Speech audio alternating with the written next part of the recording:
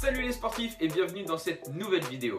Aujourd'hui nous allons parler de techniques de récupération. On va en voir 10 aujourd'hui puis on les approfondira dans de prochaines vidéos. Mais avant tout ça on va voir qu'est-ce que la récupération. La récupération c'est le temps qu'il faut à l'organisme pour reproduire à l'avenir des performances supérieures ou égales. Donc dans la vie d'un sportif la récupération est très importante pour les compétitions ou pour les entraînements et éviter les blessures. Parce que pendant une compétition ou un entraînement, l'organisme est mis à rude épreuve. Des micro-lésions sont faites au niveau des muscles, la respiration est plus rapide, le rythme cardiaque est plus rapide, la température corporelle est bien plus élevée et la récupération permet de calmer tout ça et de revenir à la normale. Maintenant qu'on a introduit la récupération, nous allons voir 10 techniques pour la récupération. On commence par le premier avec les étirements. Donc nous allons parler des étirements post-entraînement. Ils sont utilisés de manière passive et progressive, c'est-à-dire sans aide extérieure. Ces étirements sont à faire pendant une trentaine de secondes environ et participent au drainage. Donc le drainage, c'est ce qui permet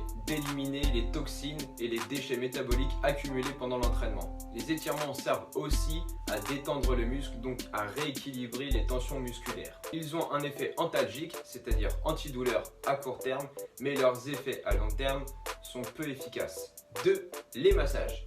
Avant, on pensait que les bienfaits des massages étaient avant tout psychologiques. Mais une étude en 2012 de Sciences Transnationales Médecine aurait montré que les massages pouvaient réduire les inflammations dues aux micro-lésions des muscles pendant l'entraînement. Cette information est toutefois à prendre avec des pincettes car il n'y a pas de protocole bien établi ni de technique de massage particulière.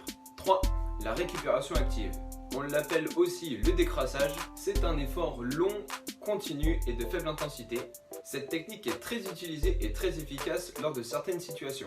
Imaginez que nous sommes dans une compétition où il y a plusieurs matchs ou plusieurs courses à faire dans la même journée. Eh bien nous allons utiliser la récupération active pour maintenir les performances les plus hautes possibles. C'est une récupération à court terme, donc il n'est pas forcément intéressant de l'utiliser par exemple si on a un entraînement le mardi, puis le prochain le vendredi. 4. Le bain froid. Cette technique de récupération est adaptée pour les séances soit très intenses ou alors très longues. Le froid du bain froid va causer une baisse du rythme cardiaque et aussi une vasoconstriction, c'est-à-dire que les vaisseaux sanguins vont se rétracter, ce qui permet entre autres aux cellules d'être bien nourries et bien drainées. Pour cette récupération, vous devrez vous mettre dans une eau à 10 degrés pendant environ 10 minutes ou alors 2 fois 5 minutes. 5. Le bain chaud. On va aller très vite sur ce point car le bain chaud n'a pas vraiment de réel impact sur la récupération et sert surtout à la détente musculaire et au bien-être. 6. On reste sur les bains avec le bain contraste. Cette technique de récupération est surtout utilisée lors des séances lactiques. Le bain va permettre une accélération de la circulation sanguine par vasodilatation et vasoconstriction des vaisseaux sanguins.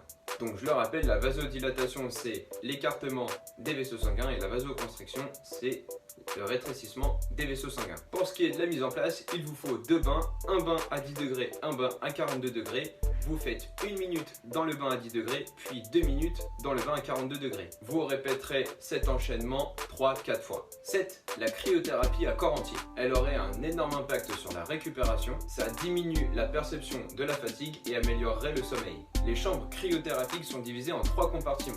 La première salle fait moins 10 degrés, la deuxième moins 60 et la troisième moins 110. On a des équipements aux mains, aux pieds et à la tête pour éviter que ça gèle. Et on va rester 15-20 secondes dans chaque chambre, pas plus. 8. Le sauna. Le sauna va avoir un effet antalgique, donc antidouleur. Il fait baisser la fréquence cardiaque et la fréquence respiratoire. Il crée dans l'organisme une vasodilatation qui permet l'élimination des déchets pendant l'entraînement par l'organisme. La température du sauna doit être comprise entre 80 et 90 degrés. Donc on va rentrer dans le sauna pendant 10 minutes, puis ressortir, puis re-rentrer pour 10 minutes, puis ressortir, puis re-rentrer pendant 10 minutes. Lorsqu'on sort, on va se mettre à l'eau froide, puis se sécher pour ne pas rentrer dans le sauna, sinon ça risque de retarder la sudation. 9. L'électrostimulation. Cette technique de récupération est surtout très utilisée chez les kinés. Le but étant de reproduire, enfin d'essayer de reproduire la récupération active. Car comme on l'a vu tout à l'heure, la récupération active permet une légère activation des muscles, ce qui permet le drainage. Cette technique est très pratique car ce sont des petites stimulations grâce à des électrodes et certains appareils comme Compex ou Venopus peuvent même s'utiliser dans les transports en commun. Et le numéro 10, certainement le plus important, le sommeil.